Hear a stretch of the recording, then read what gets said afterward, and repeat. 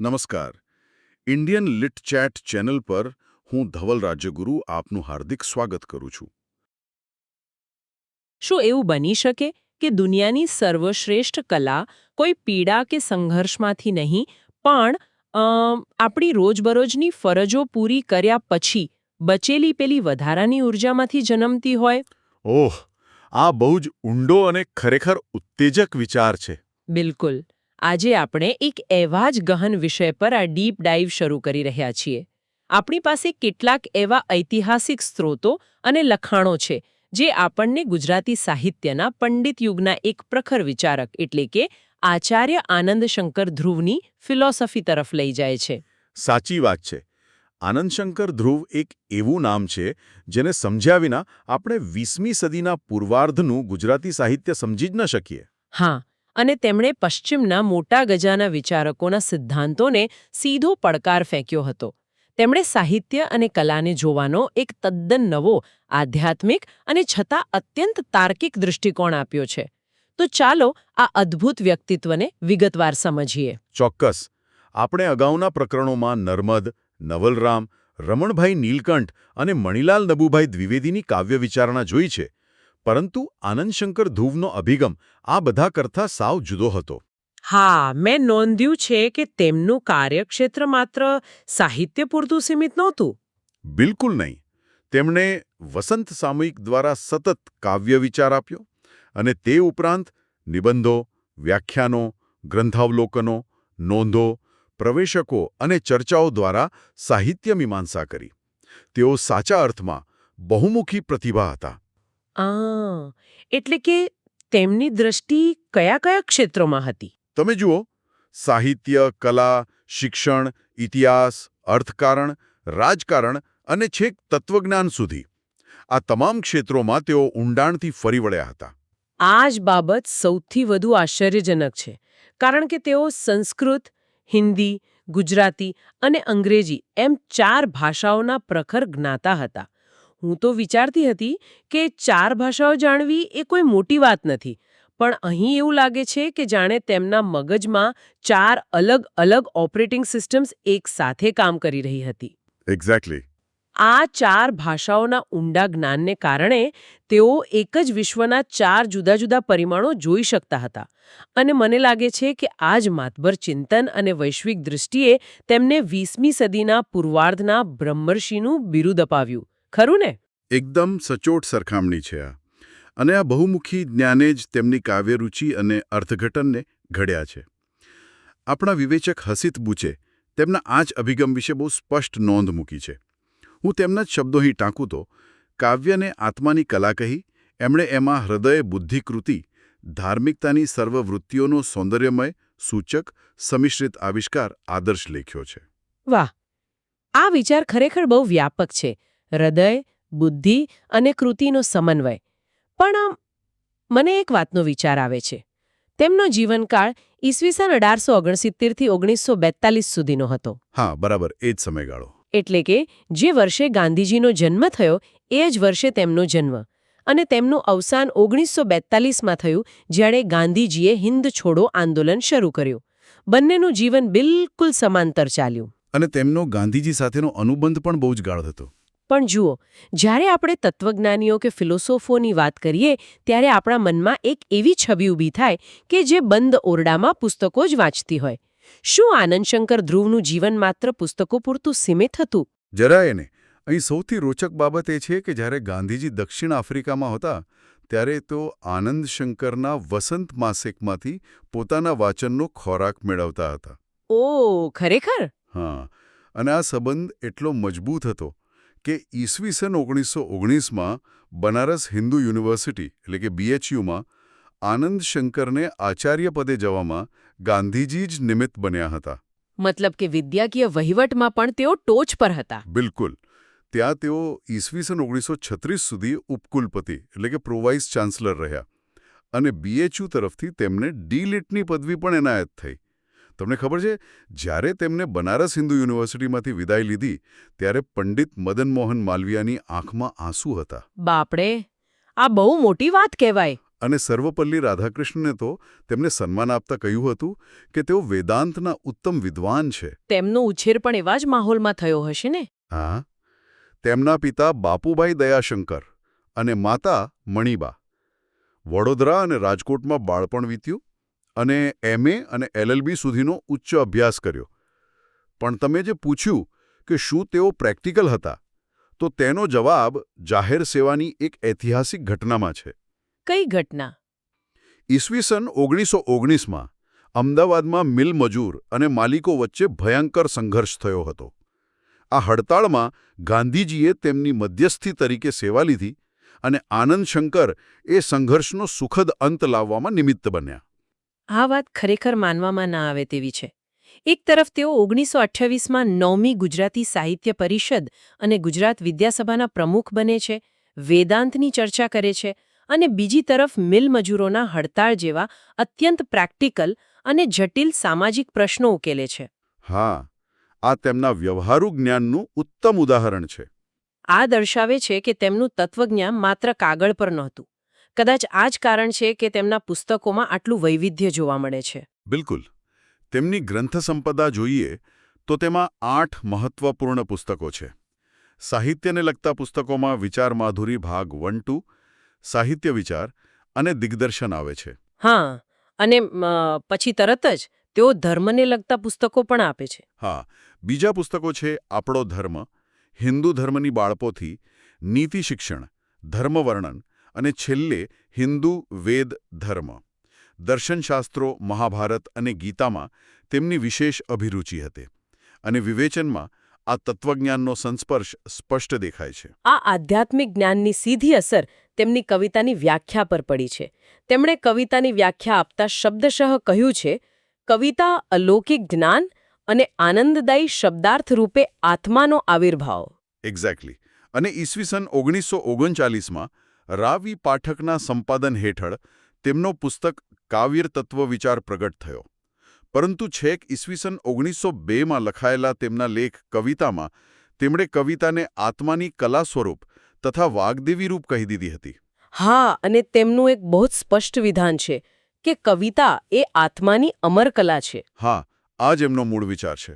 પણ ઊભા રહો, આ અહીં મારે થોડી સ્પષ્ટતા જોઈએ છે. સામાન્ય રીતે આખી દુનિયા એમ જ માને છે કે કવિતા એટલે હૃદયનો અવાજ કે લાગણીઓ. તો પછી ધ્રુવ સાહેબે જાણી જોઈને હૃદય શબ્દને બાજુ પર મૂકીને આત્મા શબ્દ કેમ પસંદ કર્યો? આ બહુ જ વ્યાજબી અને મહત્વનો પ્રશ્ન છે. આનંદશંકર ધ્રુવે પોતે આ સમજાવ્યું છે કે હૃદયના બદલે આત્મા મૂકીને આ લક્ષણ કેવી રીતે વધારે વ્યાપક બને છે. અચ્છા, એટલે એનાથી વ્યાખ્યા વિશાળ બને છે. હા, જુઓ, તે સમયે અંગ્રેજી કવિ વર્ડ્સવર્થ અને આપણા સમકાલીન ગુજરાતી વિવેચક રમણભાઈ નીલકંઠના સિદ્ધાંતો પ્રચલિત હતા. તેઓ કાવ્યને માત્ર ચિત્તક્ષોભ અને હૃદયનો ઉદ્ગાર માનતા હતા. પણ આનંદશંકરને આ વાત અનુચિત જણાઈ. તેમણે આ સિદ્ધાંતોનું ખંડન કરતા કહ્યું, હું એમનું અવતરણ ટાંકું છું. કવિતા તે માત્ર હૃદયના જ ઉદ્ગારો કે ચિત્તક્ષોભ પરિણામી જ નથી. તેમાં દ્રષ્ટિ દ્વારા મહાન સત્યનું પણ પ્રતિપાદન કરવામાં આવે છે. ઓકે, એટલે કે જો કવિતા માત્ર લાગણીનો ઉભરો હોય તો તે કોઈ બાળકના રડવા જેવી કે કોઈ ગુસ્સામાં બોલાયેલા શબ્દો જેવી થઈ જાય. તેમાં ભાવના ખરી, પણ કોઈ ઊંડું સત્ય ન મળે. સાચી વાત. તેને આકાર આપવા માટે બુદ્ધિ જોઈએ. જો લાગણી એક વહેતી નદી છે, તો બુદ્ધિ એ નદી પર બંધાયેલો મજબૂત બંધ છે. વાહ, આ બહુ જ સરસ ઉદાહરણ છે. બંધ ના હોય તો નદી વિનાશ વેરે, પણ બંધ હોય તો તે ઊર્જાને યોગ્ય દિશા અને સુંદર આકાર મળે. બિલકુલ. અને આ જ વાત સમજાવવા તેમણે હેમ્લેટ અને મહાભારતના ઉદાહરણો આપી હૃદય અને બુદ્ધિના સમન્વયની વાત કરી છે. તેમનું વિધાન છે, હૃદય સાથે બુદ્ધિ, કલ્પના, ભાવના, નીતિ ઇત્યાદિ અંશો પણ સંગ્રહી શકાય છે. તો શું આ નિયમ છંદને પણ લાગુ પડે છે, કાવ્યના માળખાને? હા, તેમણે કાવ્યમાં છંદ અંગે પણ પોતાનો મત આપ્યો છે. તેમણે સ્વીકાર્યું કે છંદ એ લાગણીનો ઉચ્ચાર છે, પરંતુ કાવ્ય અને નાટકની મનોહર આકૃતિ માટે બુદ્ધિ વ્યાપારનું કલાત્મક સંયોજન અનિવાર્ય ગણાવ્યું. મતલબ કે કળા માટે બંનેનું સંતુલન જોઈએ. આ જ લોજિક તેમણે સમગ્ર સાહિત્ય અને રસની વ્યાખ્યાને તપાસતી વખતે વાપર્યું છે. અને મને જાણીને આશ્ચર્ય થયું કે સાહિત્ય શબ્દ મૂળ ઐતિહાસિક ધારણા મુજબ નાટકવાચક હતો. હા, શરૂઆતમાં તે નાટક માટે જ વપરાતો. તેમનું વિધાન જ જોઈએ. તેમણે લખ્યું છે પૂર્વે નાટકમાં અભિનય, નૃત્ય, વાદ્ય અને સંગીત એ ચારનું સાહિત્ય યાને સહયોગ થતો અને તે કારણથી સાહિત્ય શબ્દનો નાટકના અર્થમાં પ્રયોગ કરવામાં આવ્યો હોય તો તે પણ સંભવિત છે. એટલે કે આ ચાર કળાઓ સહિત હોવાનો ભાવ. હા, અને તેમણે આગળ ઉમેર્યું કે આ બે કલ્પનામાંથી ગમે તે રીતે નાટક એ સાહિત્ય કહેવાયું હોય, પણ સાહિત્ય શબ્દનો પ્રથમ અર્થ નાટક અને પછી કાવ્ય માત્ર એમ માનવામાં મને કોઈ મુશ્કેલી જણાતી નથી. આ બાબતને આજના સિનેમા સાથે સરખાવીએ તો કેવી બંધબેસતી લાગે છે. જેમ એક સારી ફિલ્મમાં અભિનય, સંગીત બધું જ હોય છે અને સીધી લોકોના હૃદય સાથે જોડાય છે. એકદમ સાચું. અને રસ શબ્દ પણ મૂળ નાટકમાં નિષ્પન્ન થતા રસ સંદર્ભે જ વપરાતો. હીરાબેન મહેતાનું આ વિશેનું એક બહુ જ સચોટ અવતરણ છે. રસ નિષ્પત્તિનું અધિષ્ઠાન લોકહૃદય છે. એટલે કે રસનો સીધો સંબંધ લોકોના અનુભવ સાથે છે. હા, રસાનુભૂતિ માટે વિષય વસ્તુ અનુભવગમ્ય હોવું જોઈએ. આનંદ શંકરે સ્પષ્ટ લખ્યું છે કે જે વસ્તુ બિલકુલ અનુભવગમ્ય હોય નહીં એ વસ્તુથી રસનિષ્પત્તિ થતી નથી. આ જબરદસ્ત મુદ્દો છે. હવે અહીંથી આ ડીપ ડાઇવ થોડી વધુ આક્રમક બને છે. કારણ કે આનંદશંકર ધ્રુવે પશ્ચિમના મોટા મહારથીઓ પ્લેટો અને એરિસ્ટોટલ સામે સીધી વૈચારિક ટક્કર લીધી હતી. હા, પૂર્વના વિચારોની પશ્ચિમના વિચારો સાથે સરખામણી. પ્લેટોનો મિથ્યાવાદ તમને ખબર હશે. પ્લેટો માનતો કે આ જગત જ એક ભ્રમ છે. હા, અને કાવ્ય તો એ ભ્રમની નકલ કરે છે. બરાબર.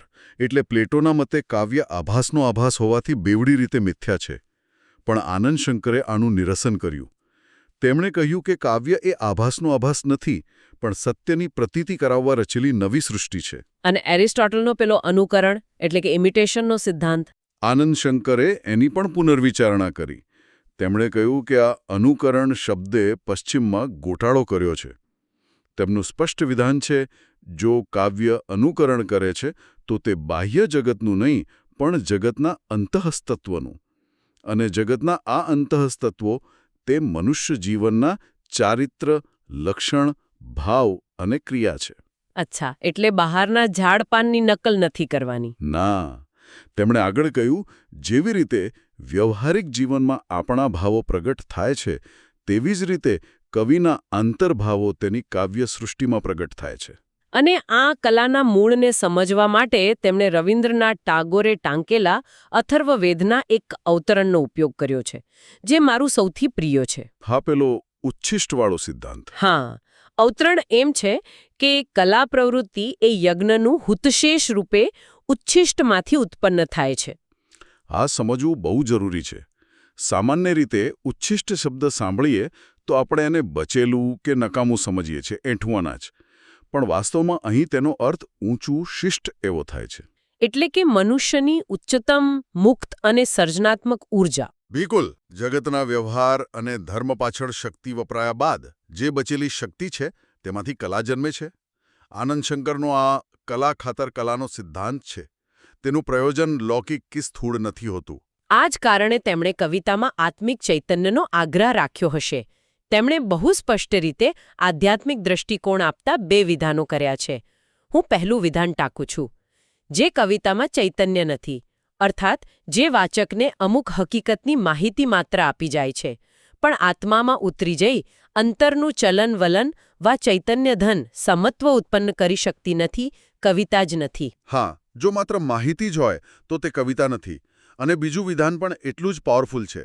તેમણે કહ્યું, કવિતા એ આત્માની કલા હોય.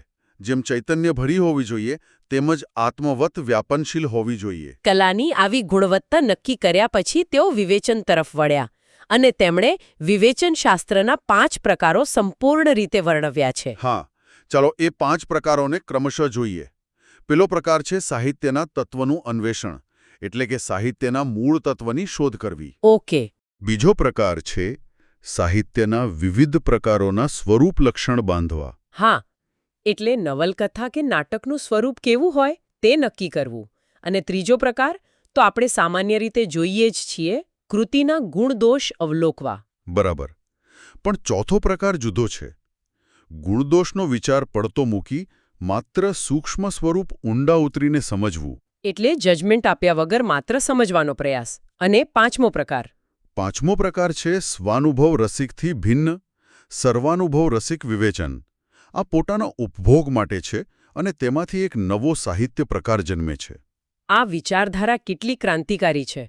વિવેચકને માત્ર ભૂલો કાઢનાર ન્યાયાધીશ માનવાને બદલે સાહિત્યને નવા માર્ગ ચીંધનાર માર્ગદર્શક તરીકે સ્થાપિત કર્યા છે. હા, વિવેચનના કાર્ય વિશે તેમનું શબ્દશઃ વિધાન છે. જેમ ઊંચું સાહિત્ય વિવેચનશાસ્ત્ર માટે નવું વસ્તુ ઉત્પન્ન કરે છે, તેમ ઊંચું વિવેચન સાહિત્યને નવા માર્ગ સુજાડે છે. વાહ! અને આવા ઉત્તમ વિવેચક બનવા માટે રુચિ ઘડતર જરૂરી છે. તેમણે બહુશ્રુતતા એટલે કે વિશાળ વાચન પર ભાર મૂક્યો. હા, તેમણે બહુ કડક શબ્દોમાં કહ્યું છે કે ઘર દીવડાના પ્રેમથી મુગ્ધ બની આપણી રસવૃત્તિઓ સાંકડી કરી રાખીએ તો તેથી આપણી વિદગ્ધતાને હાનિ થાય છે. એટલું જ નહીં, પણ કવિઓના રસાત્માને પણ જોઈતું પોષણ મળતું નથી. એટલે પોતાના જ કૂવામાં રહેવાની ના પાડી છે. બિલકુલ. તેમણે જોયું કે તત્વાભિનિવેશી વિવેચનની ઉણપ હતી. એટલે જ તેમણે કાવ્યતત્વ વિચાર અને સાહિત્ય વિચાર જેવા પ્રતિનિધિ ગ્રંથો આપ્યા. અને માત્ર સિદ્ધાંતો જ નહીં, તેમણે વ્યવહારુ વિવેચન પણ કર્યું છે ને. હા, તેમણે સરસ્વતીચંદ્ર, કાંત, નરસિંહરાવ અને ખબરદારનું મૂલ્યાંકન કર્યું. ઉપરાંત મહાભારતનો પ્રધાન રસ જે શાંત રસ છે તેની, વસંત વિજય અને ગુજરાતનો નાથની આલોચના પણ કરી. આ રીતે તેમણે પૂર્વ અને પાશ્ચાત્ય મીમાંસાનો સમન્વય કર્યો. હીરાબેન ક મહેતાનો અભિપ્રાય અહીં બહુ જ બંધબેસતો છે. તેમણે કહ્યું છે કે ગુજરાતી વિવેચનાને તેમણે શાસ્ત્રીયતર કરી. સાચી વાત. તેમના માટે એવું પણ કહેવાયું છે કે સાહિત્યને પ્રથમતઃ કલા તરીકે જોવાની ઝીણી નજર ધરાવવા સાથે વિશાળ સંદર્ભમાં જોવાની શક્તિવાળા છે. અને આ સંદર્ભ જીવન સાહિત્યનો સંબંધ પણ દર્શાવે છે. તેમના બે વિધાનો બહુ જ પ્રખ્યાત છે. કવિ એ જનતાનું મુખ છે અને બીજું સાહિત્યને જનજીવન વગર ચાલતું નથી. અને આ જનજીવનના આધારે તેમણે સાહિત્યના 3 પ્રકારો સંપૂર્ણપણે વર્ણવ્યા છે. અચ્છા, એ કયા 3 પ્રકારો છે? પહેલો છે તત્કાલીન સાહિત્ય, જે તાત્કાલિક આનંદ આપે છે. હું આને આજના સોશિયલ મીડિયા સાથે સરખાવીશ. આજે જોયું અને કાલે ભૂલી ગયા. હા, બરાબર. બીજો પ્રકાર છે ચિરંતન સાહિત્ય, જેમાં શેક્સપિયરનું સાહિત્ય અને ગુજરાતીમાં સરસ્વતીચંદ્ર આવે છે. જે લાંબો સમય ટકે છે. અને ત્રીજો પ્રકાર? ત્રીજો અને સૌથી મોટો પ્રકાર છે સનાતન કે કાળજયી સાહિત્ય, જેમાં વ્યાસ અને વાલ્મીકીનું સર્જન આવે છે. આ સાહિત્ય સમયના બંધનોથી મુક્ત છે અને અંતમાં તેમણે આવા સર્જકોને આધારે યુગ પ્રકાશક અને યુગ પ્રવર્તક વિશેની ચર્ચાનો પણ ઉલ્લેખ કર્યો છે. આ ખરેખર અદ્ભુત વિશ્લેષણ છે. તો આજના આ ડીપ ડાઇવના અંતે હું એક એવો વિચાર મૂકવા માંગુ છું જે આપણને બધાને વિચારતા કરી દે. ચોક્કસ. જો આનંદ શંકર ધ્રુવના મતે ઉત્તમ કલા એ મનુષ્યના રોજિંદા વ્યવહાર પછી બચેલી ઊર્જા એટલે કે ઉચ્છિષ્ટમાંથી જન્મે છે, તો આજના આધુનિક અને અત્યંત વ્યસ્ત સમયમાં એક મોટો પ્રશ્ન ઊભો થાય છે. હા, આજના સમયમાં તો બધું જ ફાસ્ટ થઈ ગયું છે. બિલકુલ. જ્યાં મનુષ્ય પાસે કોઈ બચેલો સમય કે કોઈ બચેલી ઊર્જા રહી જ નથી, ત્યાં ભવિષ્યમાં શેક્સપિયર કે વાલ્મીકી જેવું કાળજયી સાહિત્ય કેવી રીતે સર્જાશે? જો આપણી પાસે ઉચ્છિષ્ટ જ ન હોય તો ઉત્તમ કલા ક્યાંથી આવશે? આ બહુ જ ગંભીર અને ઉત્તેજક પ્રશ્ન છે. આના પર ખરેખર મનોમંથન કરવાની જરૂર છે. હા, અને આ પ્રશ્ન પર જાતે વિચાર કરવા હું સૌને પ્રેરિત કરું છું. આ ગહન ચર્ચા આપણે અહીં પૂરી કરીએ છીએ. ફરી મળીશું. ઇન્ડિયન લીડ ચેટ ચેનલ વતી હું ઉર્વી રાજ્યગુરુ આપનો આભાર માનું છું.